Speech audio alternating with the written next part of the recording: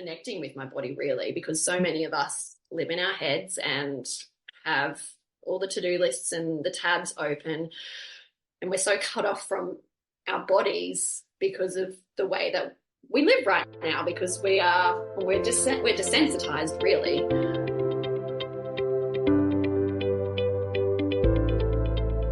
Hey mama, welcome to the Balanced Mom Method podcast, a safe space to help you transform the way that you approach motherhood and life. If you're a mom struggling with self-worth, overwhelmed with overstimulation, looking to slow down, conquer mom guilt, let go of external pressures, or even embark on a spiritual awakening, you are in the right place. Let's break free from that survival mode cycle by waking up from autopilot and authentically embracing our inner self-love, trust, and connection. Imagine if every single part of your life was perceived through a lens of expansion, value, worthiness, self-awareness, and acceptance. Hey, I'm Jenna, and I've been where you are. I was consumed in the struggles of motherhood and was always in my own head, never feeling good enough. I realized if I wanted to make a change, it started within me. And in finding that freedom, I've dedicated my life's work to helping other moms heal from the inside out to come back home to themselves too. So take my hand, mama. Let's set the foundation to live an intentional life full of peace, presence, confidence, clarity, belief, joy, love, and balance. If you are ready to weed the fluff, get to the root of cultivating real change, and feel connected to yourself on a love-rooted level, let's dive in and discover the power within you. Warm up that cold coffee, pop in your earbuds, and tighten that top knot, mama. Let's overcome together.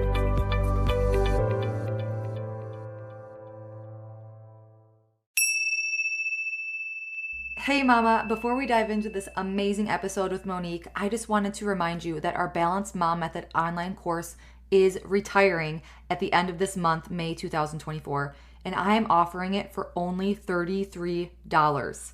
This course has helped so many moms reclaim their power, take back control, and ultimately transform their lives. This was not an easy decision for me, as this course has been such a guide and truly a foundation for so many moms, including myself. And I was resisting that decision for so long because of that. But I know that it's time. I know that it's time, and because even though like these foundations will trickle over into what's to come and naturally empowered living, I know it's time, and I'm so excited because it's opening so many doors and opportunities for greater evolution. And I'm truly following my intuition, my inner guidance. I'm truly, because I it was a very hard decision to let this go, but I know that there is so much more to come. So get 90% off of our life-changing course. Learn how to break free from survival mode, prioritize your well-being, take back control of your habits, take back control of your life. So as we bid farewell to this amazing course, just know that you will always receive my heart, my soul, and this course truly, it will always have a place in my heart. So for only $33 until the end of May 2024, go to naturallyempoweredliving.thrivecart.com/TBMM and enter the coupon code FAREWELL, or click the link in the show notes. It's going to auto-populate the coupon, and there you go. I cannot wait for this course to serve you as it's served so many before you. Now let's dive into this episode with Monique. Hello, beautiful mamas, and welcome back to another episode of the Balanced Mom Method podcast. I am your host and intuitive life mentor, Jenna Smith, and I'm so jazzed to pass the mic over to our special guest today because we actually just hopped off a recording for her podcast, and it was just such a joy to connect and chat, and I can't wait to learn more about her and just to hear the magic that she has to share with the world and that she brings to the world. So Monique Bathis is a registered music therapist. She's a woman's mentor for mothers, a podcast host herself of the Beyond Motherhood podcast, and she's a women's circle facilitator and I'm excited for this, feminine embodiment coach, becoming certified. That's so wonderful. I can't wait. I want to hear more about that. And a mom of two. So Monique, I'm just so excited just to have you share more about you, just what your mission is and how you got started and, kind of your path to where you are today. Thank you, Jenna. It's so lovely to be here. And yeah, that's all my, labels, I suppose. Yeah. I live in Brisbane. I'm in Australia. And as I said, I'm a mum and all the other things. But I guess outside of all those labels, who I am a beach lover. I'm a nature lover. I am very fortunate to live in a place in the world where there is beaches, beautiful beaches nearby, and beautiful scenery, mountains, and all the things. So I'm always so grateful for where I live. And I have been on a journey the last few years, couple of years in particular.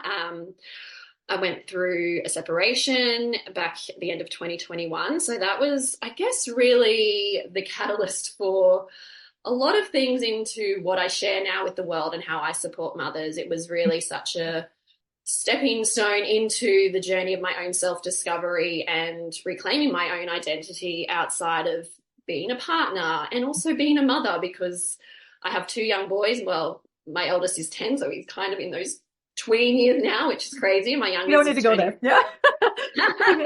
I'm not ready for the teenage years. Yeah. And my youngest is 4. So really having a second child was also a huge life transition and navigating lots of pieces around that. And then, as I said, my separation, and that really, had me start to question a lot about who I was, what I actually wanted to bring into the world, who I wanted to be, how I wanted to show up for myself and for my children. And it led me to this reclamation of myself, I suppose, and rediscovery of who I was. And that's really what I desire for mothers, to be able to let go of the mum guilt, start to prioritize themselves, start to know themselves on a deeper level, so that they can have the relationships they want, whether that be with their children, whether that be with their partner, and just go after what they want. We all have desires, we all have dreams, but I think a lot of the time mothers put those on the back burner because we are mums, and that is an amazing thing to be, and it's such a journey, and my kids are my biggest teachers, and I'm forever grateful for the lessons that they teach me. But I'm also a woman, and I'm also a human being who has interests, who has things that I want to do in life and achieve in life. So really giving that permission slip to mothers to go after that and really start to know themselves more deeply. And I use a lot of creative expression. As you said, I'm a music therapist, so music's a huge part in what I do in my own life and what I share with mothers, and also movement and supporting your nervous system, because a lot of that, I guess, the conditioning that we have as women and as mothers, it doesn't necessarily serve us in some ways because of how society views us as women and as mothers, and I guess those expectations that we place on ourselves. So really starting to unpack a lot of that and to rewire our nervous system, because that's been a huge, huge part of my own self-discovery and just learning and understanding myself on a deeper level. Oh, bless. To be able to use your voice, through the thick, through the struggles, because becoming a mom, that's what inspired, my business also, starting with a blog, just to word vomit. I need an outlet outside of, the diapers, the nursing, and it's hard, it's scary, it's lonely. So then to have, a voice, maybe someone that's just a couple steps ahead of you, we still don't have it figured out, but okay, we're here, we're telling you it's okay, giving you that permission to, find yourself again, or to maybe just have that balance of mom, but who are you, and I love that you really, bring that loss of identity back to the surface, because the demands of motherhood are always high, right? So in reclaiming, our sense of self and sense of identity separate from being a mom, how do you kind of work with your clients, or, using your own personal experience, kind of how did you kind of find that role? Yeah. And you kind of just touched on it then. So I always kind of like to think of the and versus or, and that's been a huge thing for me, and also what I like to, I guess, get mothers to understand. It's not a competition between you and your kids. It's not a me or them.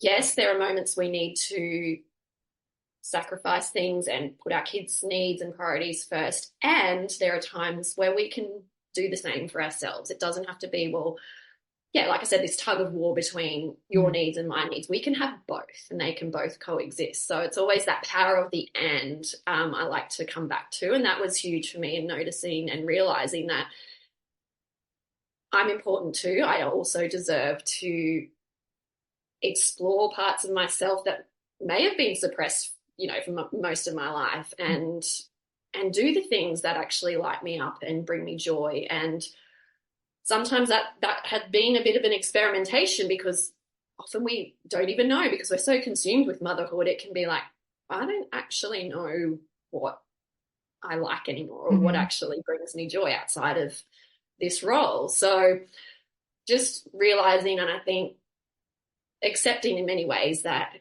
I can also have things that are going to bring me joy. And I can also feel joy in motherhood, of course, as well. Mhm. It doesn't have Right. to be, yeah, it doesn't have to be that or this. And then I think the biggest thing that as I probably just touched on already, is just starting to become curious really about what it is that brings you joy, what it is that lights you up. And as I said, that can sometimes be hard to know, especially in those first couple of years of being a mother, when we're so consumed by and in the trenches almost in the postpartum journey, and we're sleep deprived and all the things, to even contemplate what it is I actually enjoy doing outside of this role. It can be really hard. And even now with my kids, it wasn't really until my youngest was about, 2 or 3, that I started to question these things. Like, what do I actually like? What is Mhm. it that I want to be able to do for myself that's just for me, because that's really important. And the biggest thing for me was to think about, well, what did I enjoy doing as a kid? What really brought me joy as a kid? And Mm. really doing some of that inner child work around, as kids, we just naturally gravitate towards the things that make us feel good. Yeah. Um, and we kind of lose that a bit as we become adults. So really just sitting with, what did I love doing as a kid? What made me feel good? And for me, it was a lot of art, and creativity, music, dance, all of those things. And then it was a bit of an experimentation, and it was a bit of a trial and error of finding things outside of motherhood that I loved doing and that brought me joy. I started doing dancing again. And I tried a few different classes until I found one that really made me feel good. And it doesn't necessarily have to be things where you're going out and doing classes and stuff. That's amazing, yes, but it can just be about, and I've brought that sort of stuff into the home now. So I use movement at home a lot, and it's not performative movement. It's just moving because it feels good. Mhm. And if you're not sure, I think some of the questions that I asked myself were, what would it feel like in my body to be all of myself? Like what were some of the sensations that might come up? And for me, it's like, this expansive spaciousness in my chest area. Mhm. It might be like tingling and thinking about the things that actually make you feel alive. And I think it's really coming back to that feeling in your body that you get when you are experiencing something. Mhm. Um, and for me, as I said, it was some of those creative pieces like dance, like music, and doing it for me, not because I want to do it to perform it for someone, or because I sound, quote unquote, sound good, or quote unquote, look a certain way. Uh-huh. I do it because in my body, it makes me feel alive and I feel amazing when I do it. So coming back to that feeling of, what do I want to actually experience in my body, rather than what is it going to look like or sound like, or what's someone else going to think about me because of it. Mhm. So really just coming from that place of curiosity around, what would it feel like for me to do something for me, and finding ways to do that, whether that's in the home or doing a class or whatever it may be. Yeah. Oh gosh, there's so much there. Like there was so much goodness. Going back to right in the beginning when you were using the and and the or, it made me think of what's that saying? Like you need to fill your cup first, and like the cliche, sayings, right? Put your oxygen mask on first. But in another breath, because you brought up your kids and just like setting that example, and that's like almost what I want to really drive home is by you, choosing, okay, it doesn't have to always be and or, but also you're showing them, okay, mommy, mom is taking time for herself, or, I need this. Or like you're showing them to build that, that confidence in themselves, and in my opinion, and that resilience, and that it's okay to maybe set a boundary, or say no, or like do something that brings you joy. And oh, that was just so good. That was so, you just explained that so well. The other thing that came into my mind when you were just talking is it's very much taboo, if that's the right word.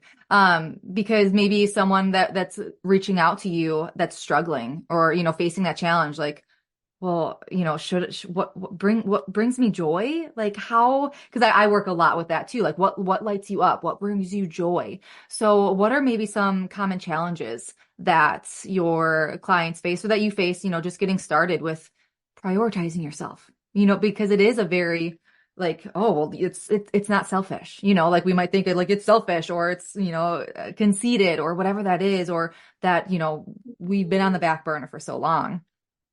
Now, let's kind of take this forward step, because I could keep talking about it. So yeah, what are some challenges that you kind of help your clients work through? The biggest barrier I think that comes up, or that mothers speak of, is time, Mm, and feeling like they're so busy they don't even know where they could squeeze any more time out for themselves. So a big one for me has been redefining what time actually looks like. And as amazing as it is and look, I go to the gym, and I do classes. I don't do it every day because that's not achievable for me. hmm And I don't really need to do it every day anyway. But I think just redefining what it actually looks like to prioritize yourself, and redefining what time you actually need. hmm It doesn't have to be an hour long meditation or an hour long trip to the gym, or dance class. Yes, those things are amazing. And yes, if you can do those things because you love them and they make you feel good, absolutely go and do them. But what I always teach and do myself is looking at, okay, well, what time do I have throughout my day that I could do something small, whether that's 2 minutes of something. For hmm example, in the mornings, I meditate. Some days that literally looks like taking some 10 deep breaths before I get out of bed, because my kids are already awake and jumping on me. Yeah. Other days, it is actually sitting for 15, 20 minutes because I've got the space to do it. There's no right or wrong. Both are amazing. Of course, it's great to have a bit of extra time, but let's be realistic. And I think it's about being realistic about the time you have. And that's going to look different for every single mum as well. I work from home, so I have a little bit more space throughout my day to be able to just pause and go and, do a 5 minute or 10 minute meditation, or move my body in some way, or get my guitar out and have a little jam with myself. Yeah. If you work in an office, you may not have that opportunity. I mean, I'm sure there's some things you could do as well. So just redefining what time looks like, and seeing where can I actually start to weave small things throughout my day hmm that are going to make me feel good. For some people, it might be like just going outside and just literally, I do this as well. I'll go and hang the washing out, and I literally will just stand there with my face in the sunlight, close my eyes, and just take a few breaths, hmm and feeling the warmth of the sun on my skin and in my body and permeating through my body. Like, it feels amazing. And it's something so small, but it's achievable, right? So I think just firstly redefining time and how you can start to make time work in your favor by doing just those small little incremental things throughout your day, because they will over time have such a huge impact. And I think the other thing is energy. Just mm mums feel so depleted and they're exhausted, and to even think about having to do something else, it can feel like just another thing on your to-do list, hmm and it can feel, again, unachievable, because I'm like, I am way too tired by the end of the day to even think about doing anything. So again, I guess it can come back to that time where you can just find those small moments. And then it also comes back to, if you're doing something that makes you feel good and that lights you up, you're probably more inclined to do it, right? Rather than something that doesn't really resonate with you. Like if meditation's not your thing and you're like, oh, I really don't want to do this, even though, we know that how amazing it is, Mm-hmm. perhaps start by finding something else that feels good for you. And whether that's moving your body, putting on some music and just sitting and listening to it. If you feel like you don't even have the energy to move, putting on like a favorite song and just being immersed in the song, not Mm-hmm. just putting it on and just having it in the background, like actually sitting and listening to the lyrics and seeing what comes up, the feelings, the emotions. Music's so emotive. Mm-hmm. Things that maybe won't feel like you need a lot of energy to do in the first place. So yeah, I guess time, energy, and then yeah, I think they're probably the two biggest things I think that I find mothers will speak about when Mm-hmm. it's like, well, I just don't have the time or I just don't have the energy. I'm so busy, and all of those sorts of things tend to come up a lot, I find. I'm sure. And I feel, I don't mean to interrupt you, but it's almost like with the energy piece of once you find that doorway, once you find, that outlet or that thing that will light you up or that does light you up, it's gonna have, we talked about this, when we got off on your podcast, it's that ripple effect of you're gonna get the energy then. It's like that momentum building, right? I forget what we were talking about, but it just it came back to me just now because you'll have the discipline to start, or you'll need the discipline to maybe start, but Mm, then choosing that thing that brings you yeah. joy, it won't feel like such a chore, and then you're going to get more energy, and then it's just you're going to crave it. And yeah, And that's right. And then your body will remember how good it feels mhm, after you did that thing, right? So exactly. then on the days where you might feel like I can't be bothered or it Hmm. just feels too much, like that's what I come back to. I'm like, but remember like how good you felt afterwards. Hmm. Um, and then I go and do it and then I feel amazing afterwards. So Exactly. Exactly. It's that instinctive, that intuitive piece of what do I need today? Because I call it meditation, but it doesn't look the same every day. Some days I fall asleep. I have 10 minutes, I fall asleep. Some days I'm following a guided meditation. Some days I'm just letting my thoughts flow because I had a really hectic day. So it's just like falling back into that meditative state, let's say. yeah. But it's that instincts and trusting yourself to know, okay, like this is what I need today. Hmm. Mm. And yeah, some days that is rest. Like I'm literally just going to lie down for 5 minutes and close Yeah, my eyes exactly. Exactly. And and maybe I'll fall asleep. yeah, right. Set that timer on your phone. But with the time piece, it's because you mentioned like it looks different for everyone. You use the example of working in the home versus out. Well, even with yourself, being freshly postpartum versus having, a 4-year-old and a 10-year-old, like your time is completely different. So in that Yeah. postpartum, season, okay, maybe you do just have 2 minutes, or if you're nursing your baby, or, if you're rocking them to sleep, take that time. And then you're going to get in or be in that habit. So then once your baby gets older and you're adjusting to the ever changing, adaptation of the next stage of life, you kind of Yeah. already, your body, like what you were saying, like that muscle memory piece. Hmm.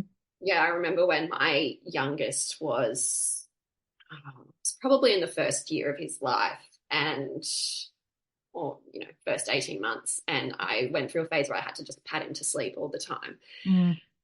And there were days where I would be like, I'm just going to, instead of feeling the frustration coming up, how can I actually prioritize myself in this moment? And so I would use that opportunity. I'd be sitting on the floor cross-legged with my arm through the cot, patting him Hmm. and just almost meditating in that moment. Hmm. I would Yeah. be taking deep breaths. And I think because of the rhythm of the pat as well, that kind of got me into a meditative state. And I'm like, this is prioritizing myself. It Like is. I could start to get really frustrated and annoyed, but right now I'm choosing to use this as an opportunity Yeah. to, support my nervous system, slow my breathing down, Mhm. and all of those sorts of things. So Exactly. you can be pretty crafty and find ways to do it. It's intentional. It takes a lot of intentionality, but yeah, It there's self-care doesn't have to be this luxury, or prioritizing yourself doesn't have to be like getting the massage, getting the manicure, like whatever the luxury things are. Again, you choose Yeah. what you love, right? But in those moments of hard, okay, can I focus on my breath? Can I, calm my breathing? Thank you for sharing that story.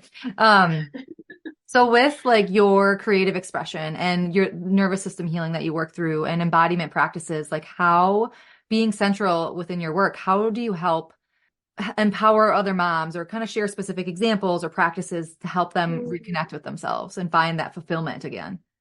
Yeah, I mean, I'll speak to two different things, and such a big thing with mums, and we didn't really touch, I didn't touch too much on it before, but is around that sort of the guilt, and that comes with, I think, just with being a mum in general. But when it comes to, I guess, reconnecting with ourselves and prioritizing ourselves, so we can often experience mum guilt because of this, and for other reasons, if we lose it at our kids and all of that. So really for me, it was around, finding practices that bring me home to my body and connecting with my body, really, because so many of us live in our heads and have all the to-do lists and the tabs open, and we're so cut off from our bodies because of the way that we live right now, because we're desensitized, really. So it Good was word. really for me about starting to, because I was so disconnected from my body, like 100%. I lived in my head. I was a high achiever. We live in a hypermasculine culture. So many of us are, but I know for myself, I struggled to allow emotions and to feel my feelings fully. Um, so it was really for me about coming home to myself and coming home to my body and feeling safe to actually feel my feelings. Um, and that is a slow process. It's something I'm still journeying for sure. We all are, Um, yeah. yeah. Of course, yeah. um, so movement has been a huge one for me, and not in the way that, I do dance classes, but not in a performative way. A movement in the way that as an embodiment practice to a start to sensitize myself and feel what's going on in my body and come back to the wisdom of my body, the emotions, Mhm. the actual physicality, like what's happening physically with my body, and all of those sorts of things. And then secondly, using movement as a way to, I guess, transmute and feel that feeling and move through it, because emotions are really energy in motion. So we need to be able to move it. Otherwise it gets stuck in our body. Mhm. Um, and I mean, there's so many different embodiment movement practices, but simple ones are really can just be scanning your body from head to toe, feeling into what's there. For example, it might be you have a knot in your stomach, and it could be anything simple as placing your hand on that area and moving that part of your body, or just moving in a way that feels good, that's as that emotion. And there's no right or wrong. There's no like you have to do this movement. It is honestly just about exploring and experiencing your body in that way. And that's something that I am continuing to journey through and explore and experiment with, especially now that I'm doing this feminine embodiment coaching certification. And it's Mhm. amazing just the things that I'm learning through that already. Um, and and mum guilt, particularly, as I mentioned before, like we all feel our emotions differently, right? Like we do have different sensations. For me, when I feel anxious or I feel that mum guilt, it's kind of in my heart space. It feels quite tight. Um, I notice my heart's beating faster. So it's like, how can I move that part of my body to explore this feeling, to move it? And it could be like opening my chest, could be like moving my shoulders. And often I will use music as part of this practice, but you don't have to. You don't have to use music. Music can just be a beautiful way to also explore. Mhm. Um, but it's just kind of noticing where you're experiencing your feelings and emotions and just moving with that in a way that not only feels good, but is supporting you in a way to move that emotion. And again, it's going to look different every time you do it because there's no right or wrong way. And I think for many of us, we are so conditioned to have something, well, for example, movement, often we think of movement, we think of dancing, it's a performance. This isn't a performance. This is something you do for you. And it can take a little bit of time to let go of those stories that we have in our head about what my body, quote unquote, should look like, rather than how do I actually feel when I'm doing this. Mm-hmm. And then mantras is another one I use in particular, like just in terms of vocal expression. How can I express this emotion through my voice? And again, that can take a little bit of letting go of what I should sound like. A lot of us have these stories around, I can't sing. And you maybe was told that when you were growing up, or we compare ourselves to artists on the radio, rather than, again, how does it feel to use my voice? It could just be making a sound. I use mantras. So thinking of, I'll use one that I come back to time and time again because it's one that's been powerful for me and I often share it. So if I've had a really crappy day with my kids and I've raised my voice at them or yelled or whatever it is, or just acted in a way that I wasn't necessarily proud of, a mantra that I come back to is, the words are, I'm doing the best I can. I am human and I make mistakes. I accept myself as I am and I forgive myself. And that's everything. Yeah. And I will sing that, and I will sing it in my head. I will sing it out loud. And the reason that music and singing is so powerful is because of how, from a neurological and physiological point of view, it is stimulated different parts of our brain and how it impacts our body, rather than, for example, just saying it out loud.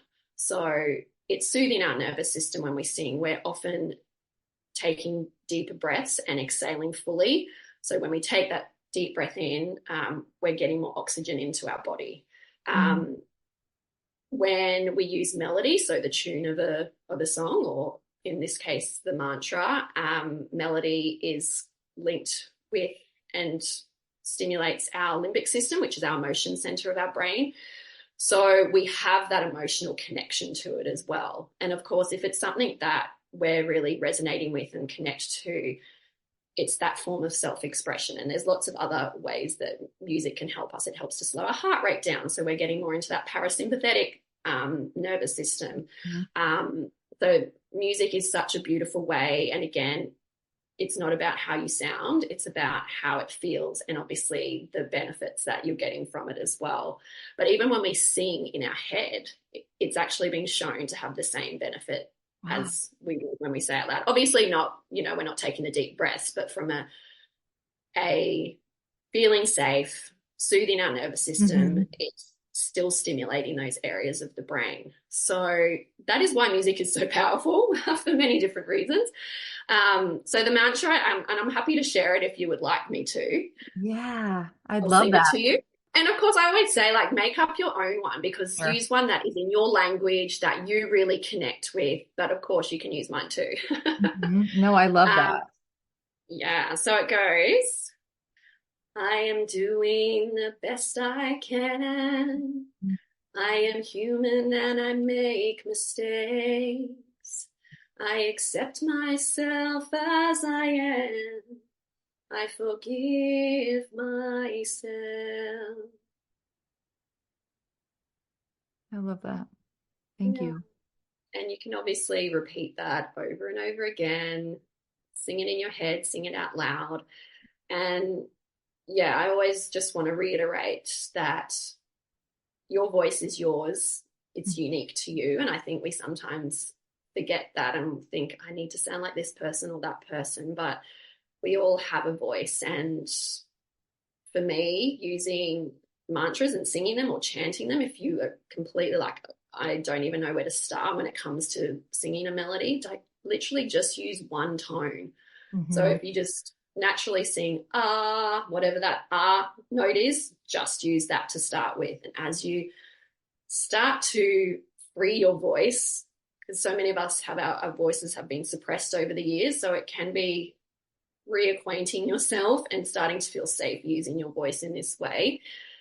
Then you might want to start to experiment and play a little bit with that tune. But this has been so pivotal in terms of how I've started to connect with myself more, connect with my voice more, as a mum and just as a woman, to be honest, like not just as a mum, but connecting, with my body, with my voice, as well as movement. So they're the two biggest things that I've used, and hopefully give you something to think about to maybe expand on and have a play within your own life.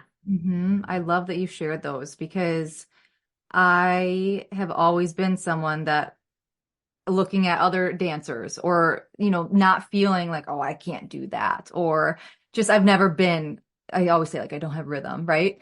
And I've been seeing and feeling the past couple months, brand new experience within my meditations is I'm naturally moving and dancing and just like, I'm like, who am I? But like I'm allowing that expression to come out as I am. And I was following, it was a guided meditation. It was a jazz breath. Have you ever heard of jazz breath? I don't know No. if they coined that terminology or if it is an actual thing, but it was through my meditation certification, instinctive meditation. And it was a jazz breath and the background music was like wild animals, like your innate, like, what's the word I'm thinking of? Like, just like your premortal state. Is that the word I'm thinking of?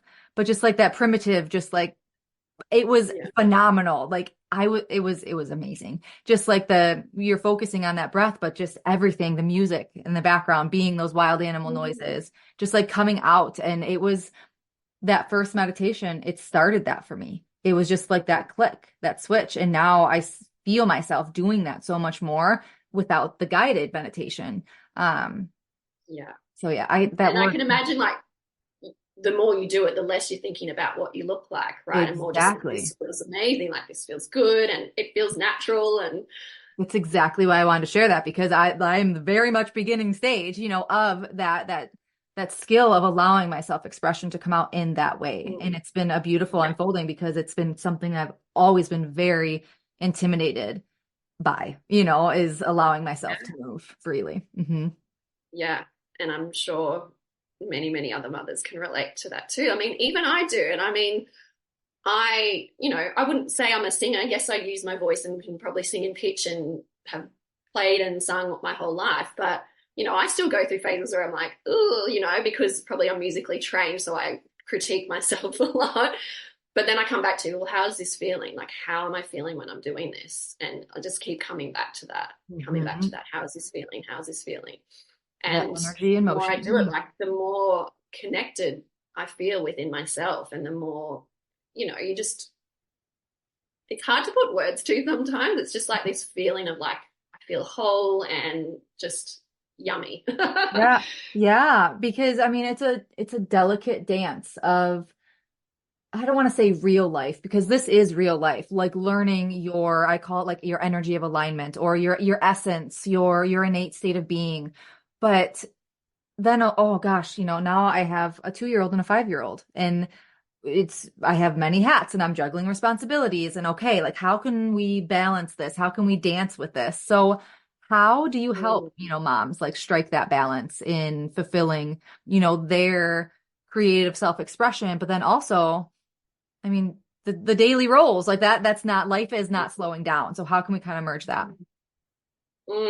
Yeah, I think the biggest thing for me, and I think I can't remember if we spoke about this earlier in this episode or when we spoke in my episode, was around that acceptance piece around, wherever you are, what season of motherhood you're in, like, can we just accept where we are and know that, like you said, and I actually had written this down, it's doing a dance between like, where I am in this season of motherhood and the times that I do need to put my kids and family first and the family or whatever it may be that's going on in your home life. And there are those times that I can do the same for myself and And it's just constantly kind of doing this dance between the two. But regardless of where you are, like just being in full acceptance of that and just knowing that it's ever evolving and it's ever changing as well. I find balance such a tricky word because I'm like, is there ever balance? I know. It's I kind love of just using it. Yeah. we're Uh-huh. shifting weight all the time, I think. Mhm. So sometimes the weight's tilted down here and then it's the other end of the Mhm. scale. So I think it's just accepting that that is what it is. And I know for me, as I said, I co-parent, so I have my kids. We do week on, week off.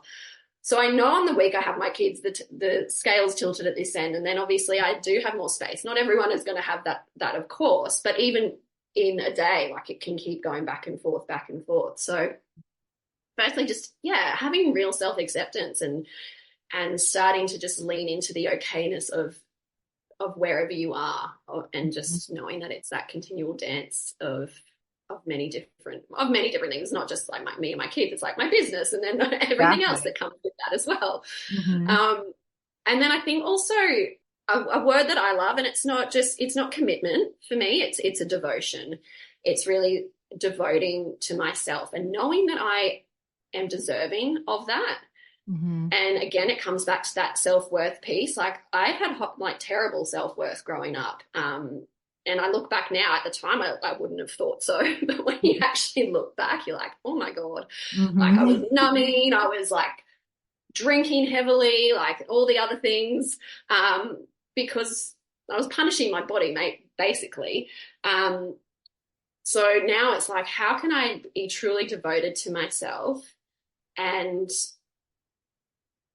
come back to the fact that by me doing these things for myself, by me putting myself first sometimes and prioritizing the things that I love and that fulfill me, it's going to have a ripple effect into all areas of my life. It's going to impact how I show up in motherhood, my relationship with my kids, how I do business, how I mean, I'm not in a relationship at the moment, but, potentially down the track, how I Sure. show up in my relationship with my friends, family, all the things. So coming back to that, I deserve this, I am worthy of this, and devoting that time to myself is going to impact all areas of my life. So that is something I always come back to, especially when, I notice on the times where I start to slip a bit and like I'm like, oh, I haven't done anything for myself the last couple of days, or like very minimal. I start to notice like how my relationships with my kids is then impacted, Mhm. and then I reminded myself I haven't actually really done anything for myself today or the last couple of days, and that's why I'm feeling cranky. Yeah. Like that's or I'm my capacity, at least my Hmm. capacity to hold space for my kids or to navigate those challenging moments is pretty low because I haven't, for want of a better word, filled my cup up or looked after, tended to my nervous system or whatever it may be.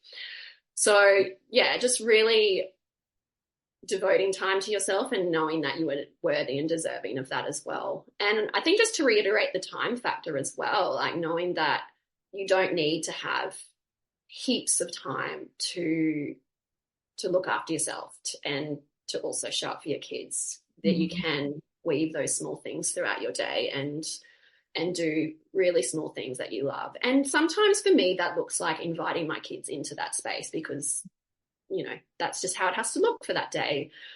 I don't know what your kids are like, but my kids just will take over my Spotify and they will just play their music. And there comes Uh-huh. to a point Same. where I'm like, okay, now we're listening to my music and we're going to Yeah. have a dance. Like, I'm setting the boundary now. Like, I Hmm. need to listen to something that I love, and we're going to take turns now. So, doing little things like that that seem so small, but, they can have a really positive impact. Hmm. So, just knowing that time can be in your favor, and that you don't need a lot of it as well. So, I guess they're the main things or the main ways that I've found to be able to balance Sure. or move through, do that dance with a little more seamlessly, I suppose. Yeah. Yeah. Balance is such a polar topic. And I love the word because I know how polarizing it is. And having that conversation, I'm like, yeah, do you even believe in balance? Because here I'm the Balanced Mom Method podcast, but it's a dance. Like, Yeah. because people always think it has to be the structured, strict. No, we're not always balanced.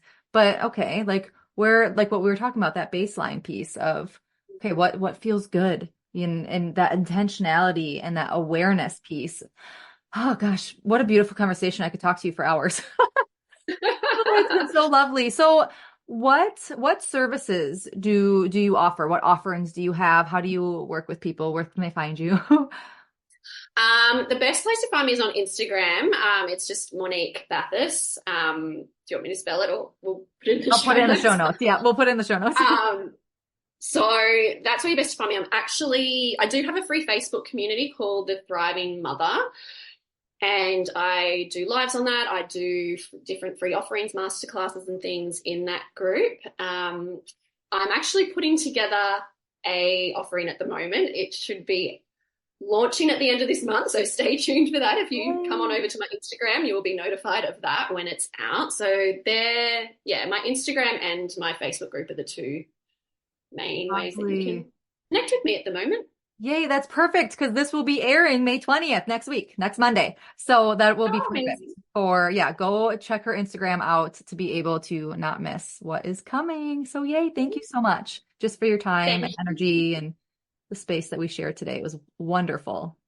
Yeah, it's been great. I appreciate it. Lovely. Awesome. Well, until next week, mamas, as always, simply be you. You have everything inside of you to learn your energy of alignment and deepen your relationship within. We are sending our love and light. Did you find this episode relatable and compelling? Please give my review. Thank you so much for spending this sacred time with me on the Balanced Mom Method podcast. I am sending you so much love and covering you in light, praying this episode has helped you in some way. And if it has, I'd be so grateful if you left a written review sharing how it's impacted your life. It truly lights me up hearing how you are on your way to your breakthrough. And also, please share this episode with another mom who may be struggling to remind her that we are never alone and to help give her that empowerment to take that first step. And be sure to check the show notes for additional ways to connect with me, our motherhood empowerment community, and if and when it feels good to you, learn how we could work together to help you reclaim your power, mama. Thank you. I appreciate all you are and all you do. Sending my love and light.